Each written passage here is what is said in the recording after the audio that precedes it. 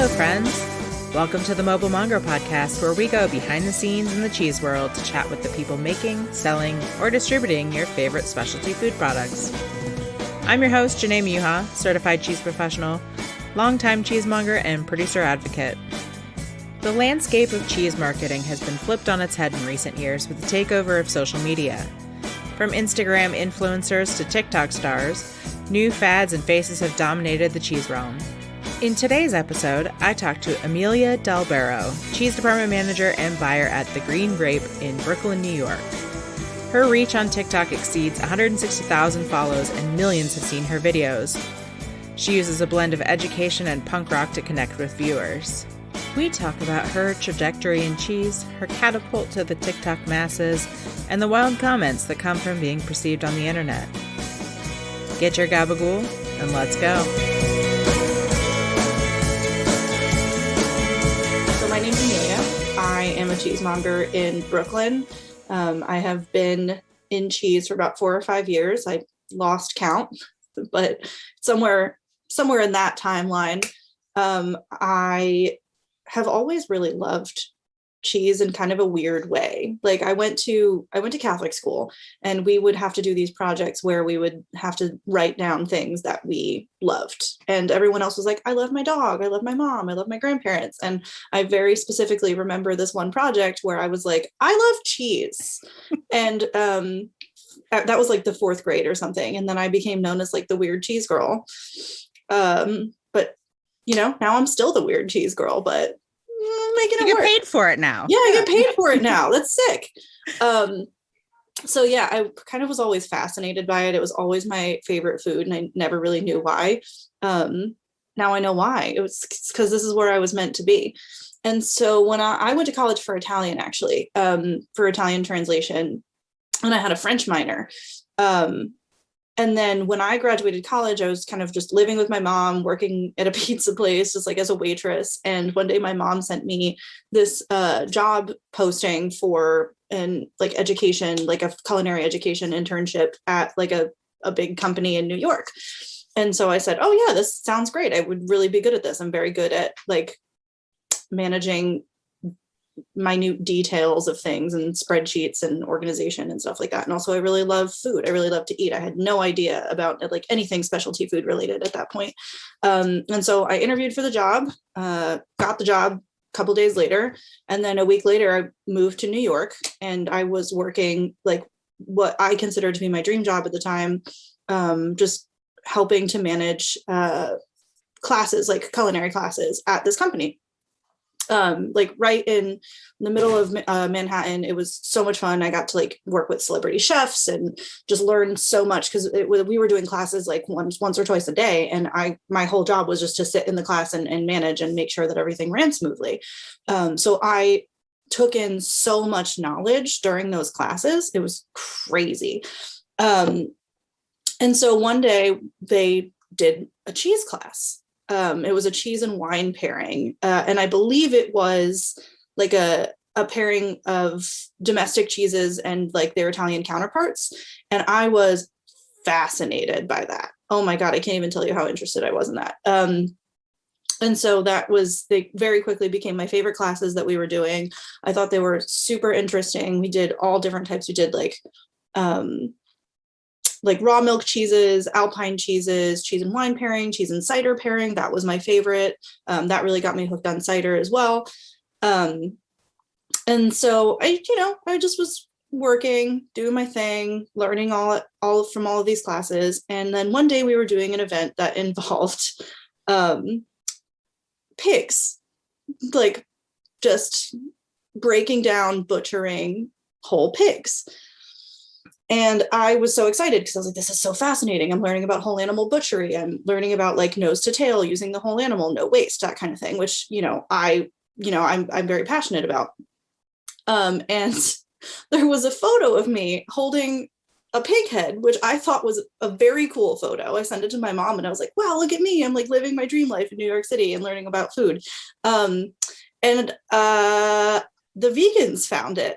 And This is my favorite story to tell because it was incredibly traumatizing at the time. But now that, like, it's been a few years, I'm like, nothing in my life would have gone the way that it has if this hadn't happened to me.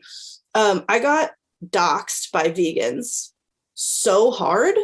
Like, they were posting my address on the internet. Like, they were contacting and threatening my mom. They were showing up to my job threatening to hurt me. Like, I couldn't go to work for a few days because they kept coming to my job being like, I want to fight her. Yeah, like death threats, all of that kind of thing. It was really bad. And so that kind of jump started, because I'm an incredibly dramatic and petty person. I was like, no, you know what?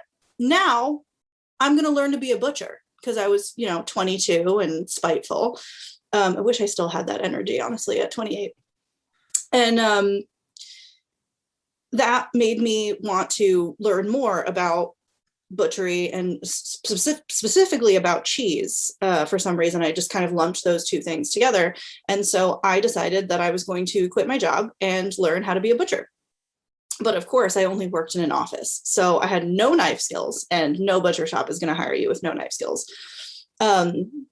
So at the advice of one of my friends, he told me, go work for a cheese counter. It's a little bit less intense, and you can learn some knife skills there.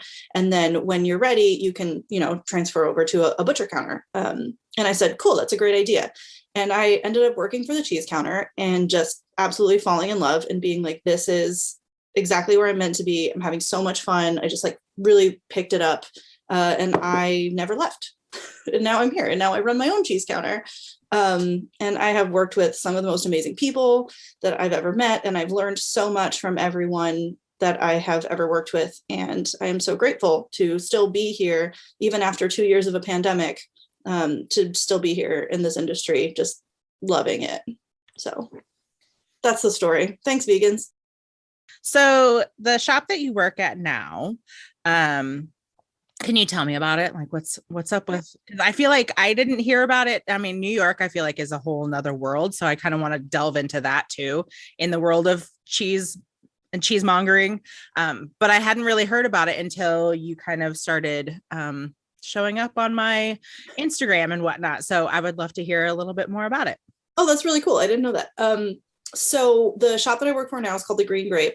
And it is a specialty grocery store in Fort Greene, in kind of like the heart of Fort Greene in Brooklyn. We've been there for, I think, 12 years at that point. It was a small family of businesses. We used to have like a cafe and a bar. There's a wine store right next door. And basically what we do is we showcase local and artisan products that we feel deserve more attention and deserve to be kind of appreciated by our community.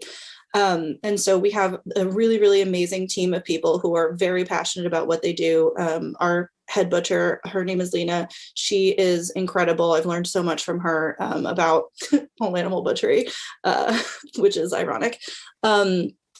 And so we're actually independently owned, woman owned. Our owner, Amy, is amazing. I love working with her.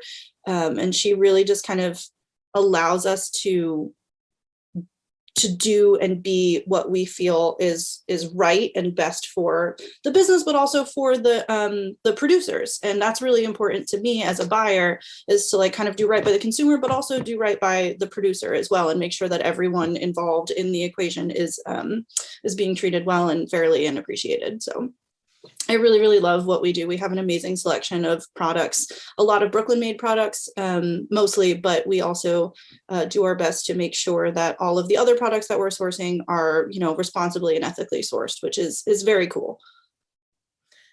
So obviously I live in Seattle, so I don't get to, I've been to New York plenty of times, and I've been really fortunate that I've been able to go on ride-alongs with Jewel. So I've gotten to visit a ton of shops.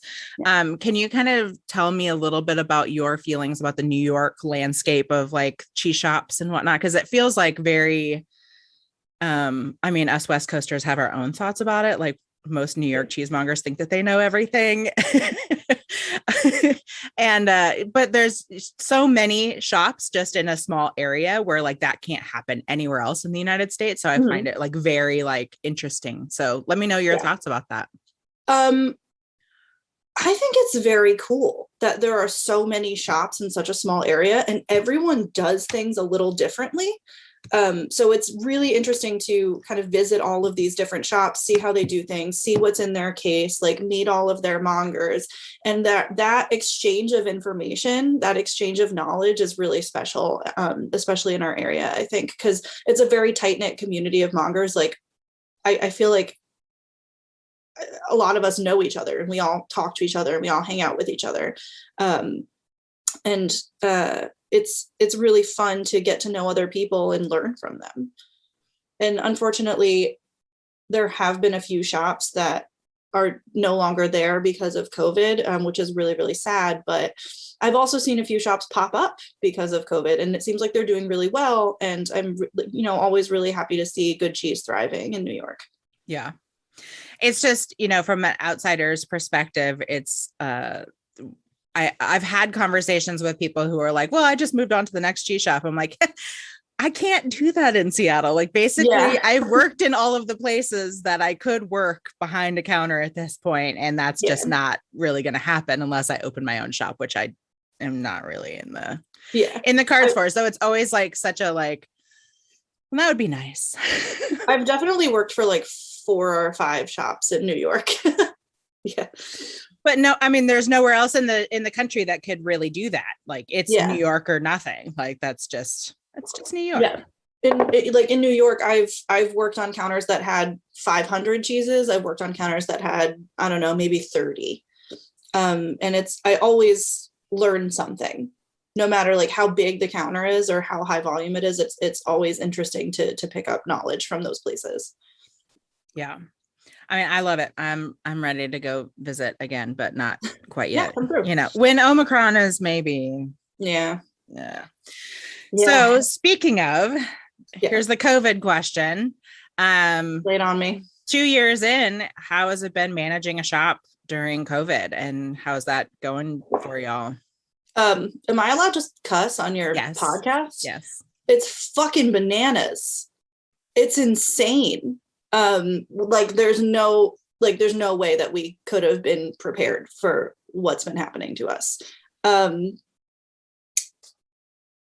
I actually came into the Grape as the catering manager, and so I worked as the catering manager for about a year. And then when at like the very start of the pandemic, I was given the role of cheese department manager and buyer, which is interesting because in my experience, those are 2 very different jobs. And so now we're in the middle of a pandemic and I have to do 2 different jobs, and I have never managed a cheese counter before.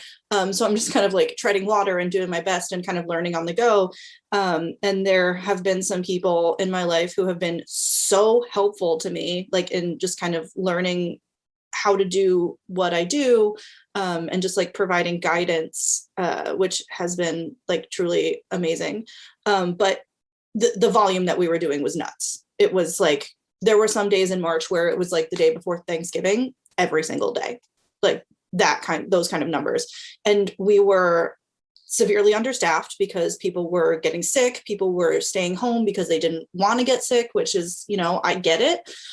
And so I was working, I was working an insane amount of hours. I think one pay period, I clocked like 125 hours in 2 weeks, just to like keep the store open. That was, and it was kind of an all hands on deck situation where like cheese department I run the cheese department, but there are other departments that need help. So I'm going to work in the cheese department all day. And then when I'm done there, I'm going to go help the meat department. I mean, like, I don't know. I was making sausages at one point, like just making sausage links. I was shopping out web orders because we went from having like, I don't know, maybe 7 or 8 web orders and like grocery deliveries a day to like, there were some days where we had between 80 and 100.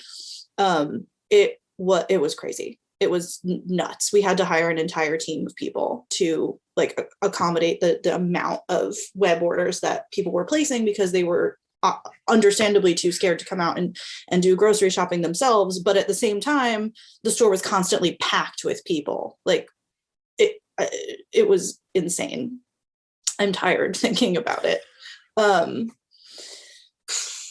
But I'm very grateful because people were staying home and they chose to kind of come to us for their food instead of, going to Whole Foods or Trader Joe's or something like that. And we really, really appreciate everyone's support at that time. And I started talking to people who live in, I don't know, in Bushwick. I started talking to people who live in Williamsburg, and those people were traveling, 30, 45 minutes just to come and shop at our store and buy cheese from our counter. And it was really interesting to see like the reach that we had at that point, because all of the larger like grocery delivery services were so like inundated with orders. Like I tried to get some groceries once from like Amazon Prime, and they were like, you have to wait a week. All of the delivery slots are booked for a week. So that's when we started really expanding our delivery zone and making sure that like everyone who needed food could get food. That was really what was most important. But I feel like because of the quarantine and because of everything that happened on the internet, like artisan cheese really had the spotlight for a while. I got a lot of people who were coming to the counter being like, this is comfort food. Like I want to do a cheese plate because I'm stuck at home and I'm scared and I'm lonely. And like, this is something that will give me a little bit of joy. And I was happy to help provide that. Well, I mean, cheese boards definitely blew up over the internet during quarantine and during all of this. And I don't see any signs of stopping anytime soon. That's for sure. Yeah. When I first downloaded TikTok, I was like, let me see what's on here about cheese, because I have no work-life boundaries, and like everything that I do in my personal life is like, how can I better myself in my career? Like I like only read about cheese. I'm a huge nerd. I love reading. And then I was like horrified with some of the content that I saw. And so I was like, oh, I gotta get on here. Like, I hate being seen. I hate being perceived, but I gotta do it for the good of the cheese, the good of the cheese. The good of the cheese. And so basically a lot of what I do is me like secretly feeding you cheese information, what it like as like wrapped up in this very pretty, like, wow, look at the inside of this truffle brie. Kind of content where it's like I draw you in with that, and then I like give you all of the cheese facts. So you're like unintentionally learning. I mean, that's what drew me to your TikTok in particular, because I also scroll a lot of TikTok, but I haven't really delved too much into cheese talk, just because my Instagram is like so cheese heavy that I needed to break from that a little bit. I get it. And I also was just seeing like food stylists and boards and whatnot, and I'm kind of over that stuff now. But being able to see that information, and I love seeing other cheesemongers doing stuff and seeing behind their counter and whatnot. So that's what drew me to definitely your platform. So thanks. How did that start? I don't really know. I remember I held off on downloading the app for a very long time because all of my friends were like, oh, don't do it. It's a huge time suck. And then, we were in quarantine. Like I would go to work and I would come home, and I didn't really have, my roommates had moved out, like, because they lost their jobs. And so they moved out and went to a different state. And so I was just alone in my apartment. And I was like, you know what, let me see what this is all about.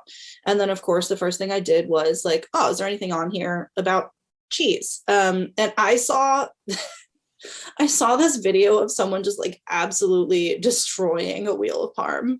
And it made me so sad. And I was like, oh, no, I gotta put some stuff on here. I gotta do this.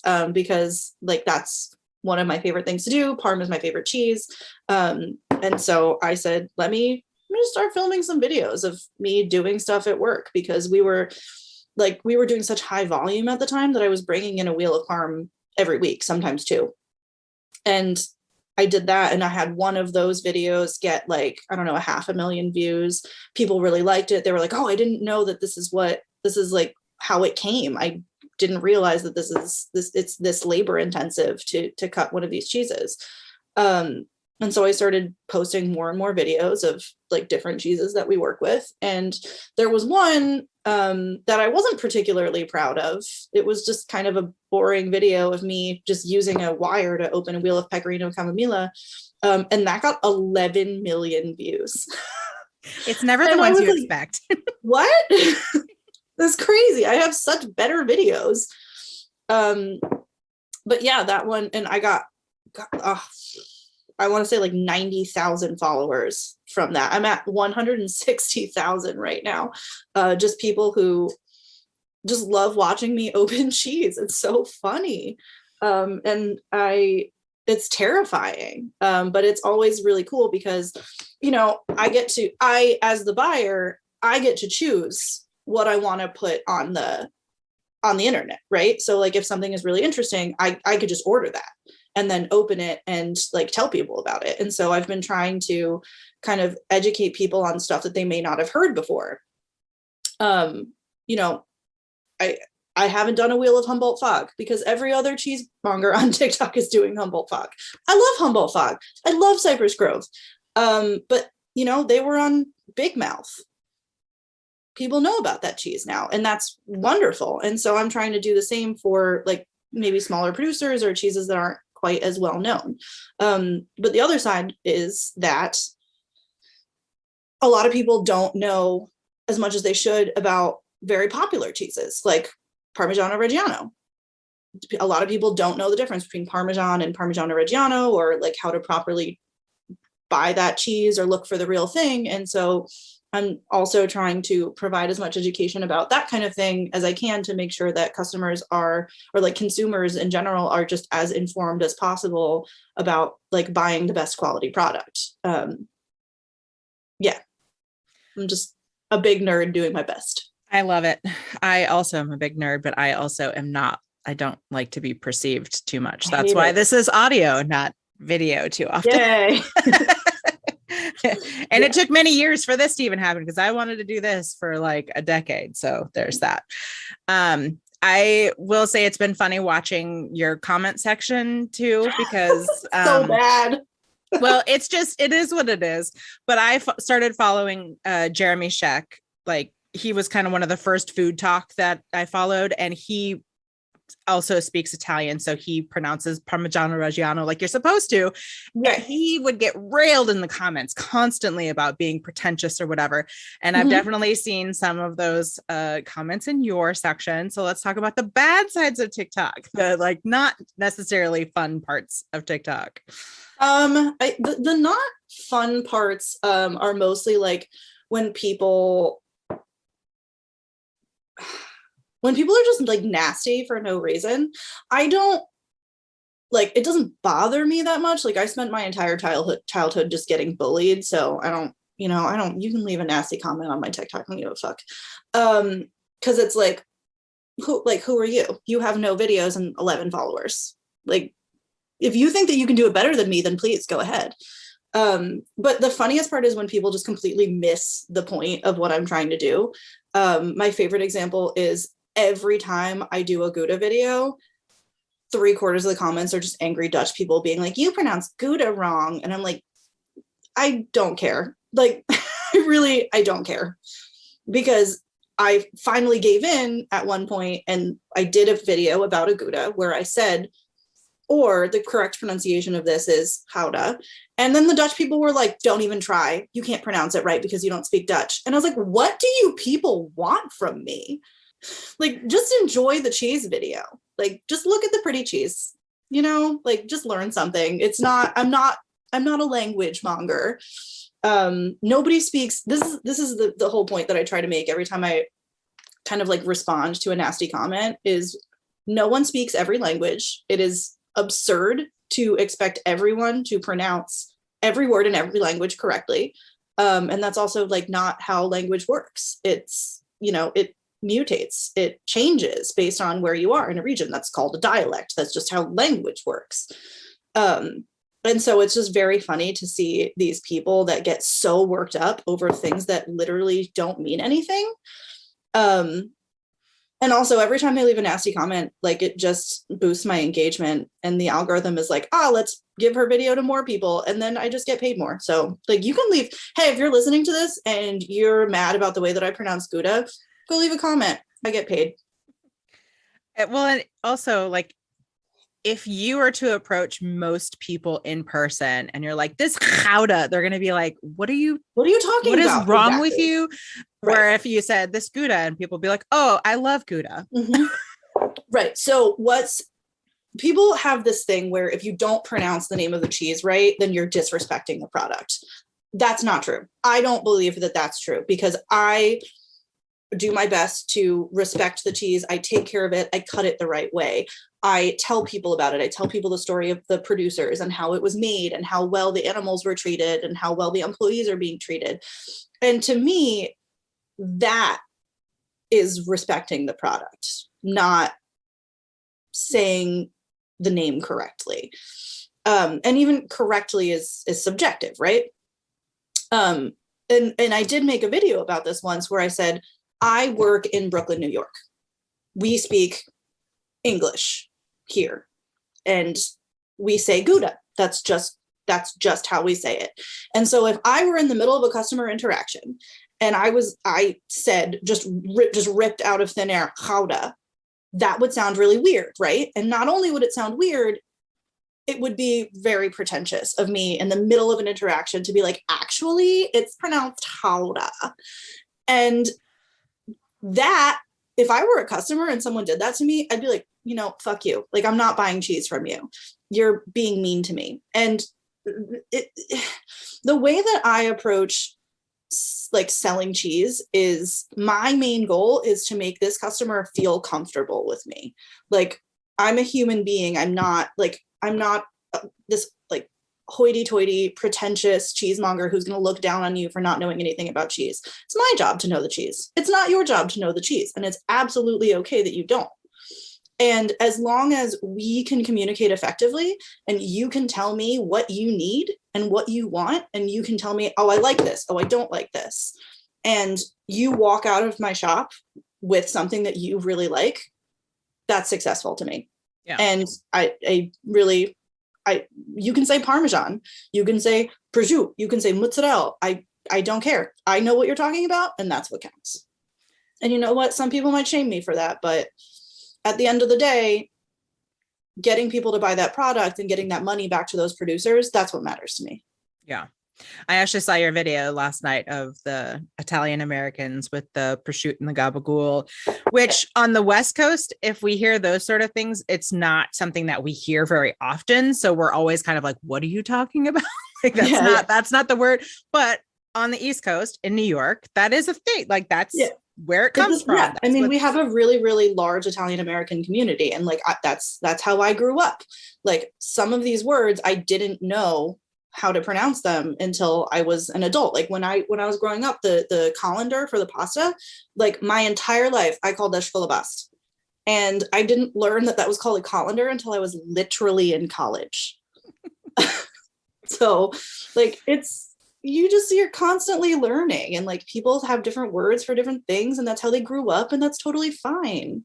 Like all of and I've actually studied like the origins of what people call like gabagool, like the gabagool dialect, and it's a Southern Italian dialect that exists because of Southern Italian immigration into these very specific parts of the Northeast. And it's not just like, oh, it's on The Sopranos. Like this is historically accurate. Like if you go to Southern Italy, a lot of these dialects sound very similar. Like my grandmother speaks Sicilian. I can't understand a word that she says. I speak standard Italian. So you start a lot of your videos by saying that you're a cheesemonger and a certified cheese professional. And I see the like list of comments that are like, how do you become a cheese professional? I am just wondering what you think of, like, I know that you got your CCP this year, and you're able to share that. Like, can you just tell me about that? And like, how are people reacting to that? It's actually really interesting because I used to start my videos out by saying like, hey, I'm Emilia, I'm a cheesemonger in Brooklyn. And then I got the CCP and I was very proud of that. I worked so hard for that. I studied for like 6 months every single day. I read like, I don't know, like 10 books. And like all of this online stuff. I spent my entire year basically last year studying for this. And I was really proud when I passed the exam because it was so hard. Oh my God.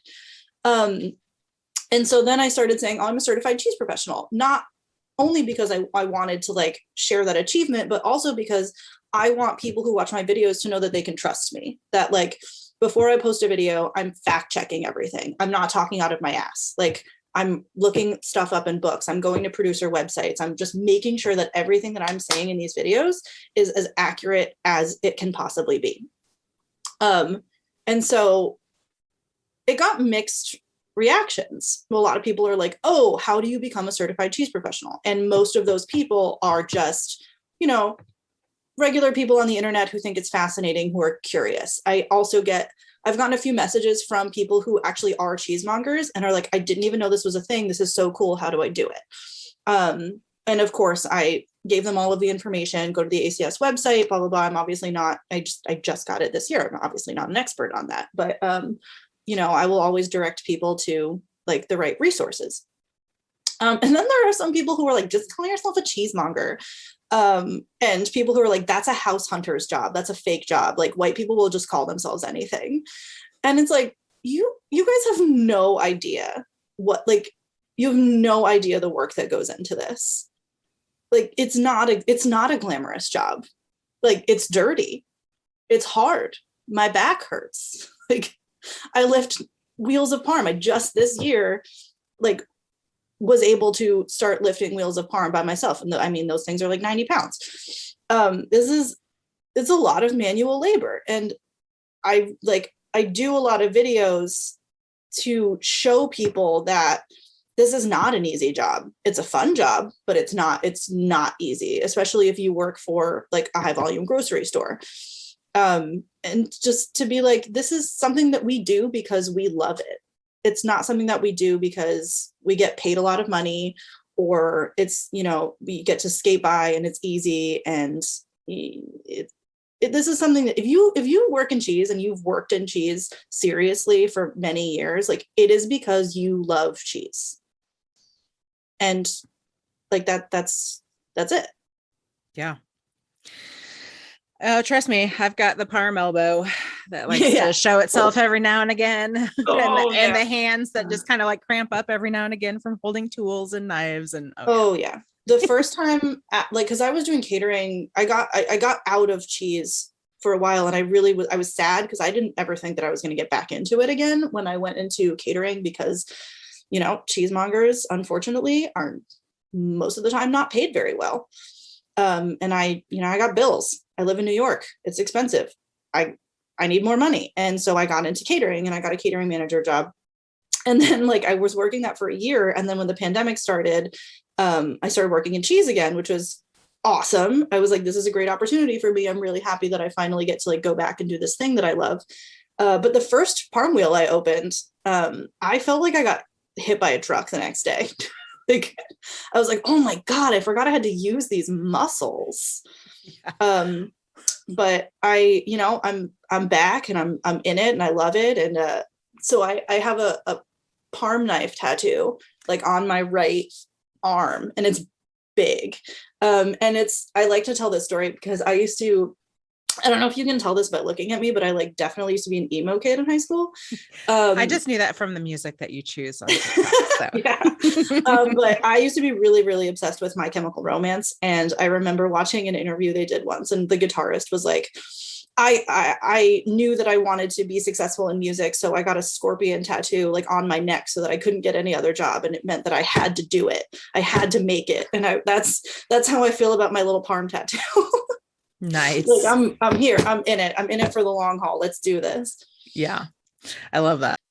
So we're in a new year, 2022. What are your kind of goals for this year? Like, what are you looking forward to this year? I'm actually looking forward to it slowing down a little bit. like fingers crossed. It hasn't happened yet. We've been incredibly busy. But my plan, if it does slow down and I get a little bit of time to kind of do admin work, is to do more research into some of the aspects of cheese that I just don't know that much about, so that I can kind of better myself as a monger, and I can be a better leader for my team. And so like when they have questions, I can answer them right away. Like, why does this mold look like this? I'm like, I don't know. Let me ask somebody. So I want to like kind of learn more about like the science side of cheese making, because I've never really been a science person. I just want to do like more research and just learn more, because I feel like the last couple of years have been me just treading water and getting by and like doing enough, just because it's been so busy. It's been so busy. And there was definitely like a learning curve for me as like a manager, and, you know, just kind of trying to help out wherever I can in the business. So hopefully I get some time to really do more research into like stuff that I want to learn about, because, you know, I'm kind of a geek. I love to learn. It's what I love. I spend all my free time just either scrolling through TikTok or learning stuff. Yeah, I have a really amazing team, and so I really want to kind of cultivate their interests, and I want to cultivate their passion in cheese. And like one of them told me that she wants to either do well, she told me she wants to do CCP and CMI this year, because I did it last year. I got my CCP, and then like in the middle of that I also did 2 CMI events, and I was like, I support you, but also consider this: I'm insane. And I just want you to not overexert yourself. That's a lot. I was like, I will support you and I will help you with whatever you want to achieve. But just know that I wanted to die.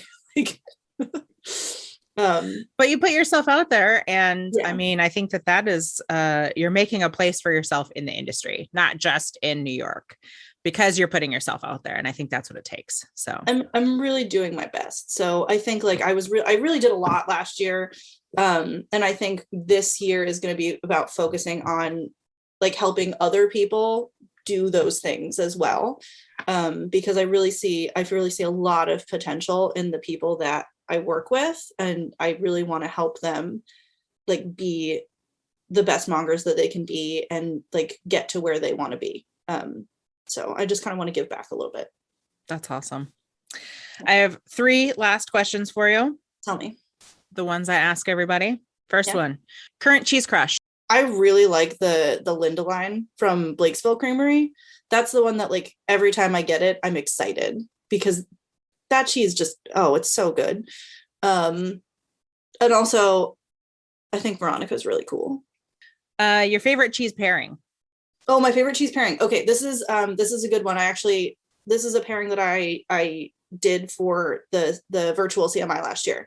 It is Pleasant Ridge, the extra reserve, with fresh mango and then mocha pecans. Okay. Most of my pairing ideas come about because we do a lot of like just like packing out fruits and nuts and other kind of things at the counter, and then sometimes you'll have like, you know, 3 olives or like a single cornichon or like some dried apricots left over, and we kind of throw them to the side and snack on them during the day. And sometimes you'll just be eating little scraps of things and you'll be like, whoa, that tasted really good, let me do that again. And then it'll lead to things like Pleasant Ridge extra reserve with fresh mango and mocha pecans, which I believe won like one of the best pairings in that CMI event. And I was like, sick, awesome. Nice. I'm glad you guys trust me. I love it. And I'm just trying to imagine all of those flavors together, but I could see it working. There's a lot of things there. Interesting. Like the mango really brings out the fruity notes in the cheese. And then you get that, like the mocha pecans are, I believe, cocoa and espresso coated candied pecans. So there's a lot of like sweet flavors happening there, which, you know, really complement that cheese too. So it's very complex. Top food memory, just like a memory. It doesn't necessarily have to be about eating in particular, but just a food memory that you just hold dear. When I was on the stage at CMI last year and my mom was in the audience, that was really cool. after that challenge where we had to cut and wrap as many pieces of Emmentaler as we could, we just got to throw them into the audience. And I felt like I was like on the field at a baseball game, like with one of those t-shirt guns. And there were people that were like, throw it to me, throw it to me. And I was like, this is the most adrenaline I will ever have. Like, this is the most exhilarating thing I will ever do in my life, is like standing on a stage, throwing pieces of cheese into an audience. That was so freaking cool. And my mom is looking at me like, I didn't even know that like the cheese industry was this exciting. She's like, I thought you just like cut cheese and sold it to people. I didn't even know that this portion of it existed. And like, yeah, throwing cheese into the audience was really cool. But the other cool thing was like my mom being like, I'm really proud of you. You really found your niche and I'm really happy for you. That really meant a lot to me. Where can people find you on the interwebs if they want to follow you and your journey? Sick. So my TikTok username is at punkrockparmigiano, but you have to spell Parmigiano right. But if you just like type in, this is actually very cool. If you just like type in like cheesemonger to the search bar, like I'll pop up. Or like if you type in at punk rock, it'll autofill with my shit. Which is actually very cool. And then on Instagram, that's just like, I have a couple of different Instagrams. Like one is my very public cheese Instagram where I just post about stuff that I'm excited about. It's at EMDALBERO at MDelbero. That's just my name. I wasn't very creative with that one. And then that's where like every time I get something new in the shop that I'm really excited about, I'll post it there. If it's something limited, I'll probably post it and be like, we only have this many, like come by and buy them. And a lot of our regulars follow me so that they know when to stop by and get the cool stuff. So that's pretty cool. Yeah, follow me. I'm generally very responsive. I love answering comments, whether or not they are kind. You can leave me a nice comment. I would really like that. Is there anything that we didn't talk about that you feel like we should talk about? The United States just recently ruled that Gruyere is a generic term and that anyone in the country can make cheese and call it Gruyere no matter what it is, which is insane to me because Gruyere is a name protected European cheese from a place that's literally called Gruyere. Like, I don't understand how someone could know that information and be like, yeah, well, like anybody can make whatever they want, just slap a name on it. And I just think I think it's insane, but also on a real note, I think it's incredibly disrespectful to this like cheese that has an 800-year history. And it's like very, very specific in the way that you have to make it in order to preserve quality and authenticity. And it's bad news because the whole point of the name protection is to support those producers who have historically been doing this. And also like that money goes back into their communities. And it's just bad news if consumers can see a real Gruyere next to a fake Gruyere that's half the price and say, oh, well, I'm just going to buy that. It's the same. It's very concerning to me about like the future of name protected cheeses and like what's going to happen with that. Because I personally, I don't want to see these cheeses go extinct. I don't want to see these producers go out of business because consumers aren't educated enough to know the difference. And so I feel like there's nothing that we can do to stop these lawmakers from doing dumb shit, right? But we have all the power to try to educate as many people as we can. Platforms like podcasts or like TikTok accounts or Instagram or stuff like that. So I think it's kind of really up to us at this point to just do what we can to help. I also think it's interesting too, because Gruyere in and of itself, it poses a different issue, whereas like Parmigiano Reggiano is the name protected name, but you can call something a Parmesan and it's a different beast. Right. And a lot of consumers don't really understand that distinction, but there is a distinction. But Gruyere is Gruyere. Right. And so if you're calling a domestic cheese Gruyere, there is no distinction there. There's no like added word that's like, oh, but this is the Swiss Gruyere. So I think that that's where things get a little more muddied too, where Right. there isn't that like direct distinction. So Right. And I think that it's been really hard to kind of convey that without doing tastings, because there's only so much that you can say about a cheese if a person doesn't believe you. And then, like, I think that like giving them that sample of like a real Gruyere when they've only ever had some of like the more mass produced versions, that is the point at which they're going to change their mind and say, okay, this is delicious. I taste the difference. I'm willing to pay this price tag. So for a long time we weren't sampling, and it was tough to make the sales of like the more expensive kind of more niche cheeses. Yeah, it's all murky waters, Yeah, and it's not a surprise considering the way the US handles most things. So yeah. I'm not surprised. I'm just disappointed. Yeah. But I think that's where it's our jobs to like really kind of push that narrative of like Gruyere is a real thing that from Switzerland with a long history. And that's where we come in. Thank you so much for joining me. And I'm excited to see how your TikTok plays out and like what you've got next on the docket. Hey, if there's anything that anybody wants to see, feel free to like message me and I'll do my best to get it on there. Thank you so much. It was great to talk to you.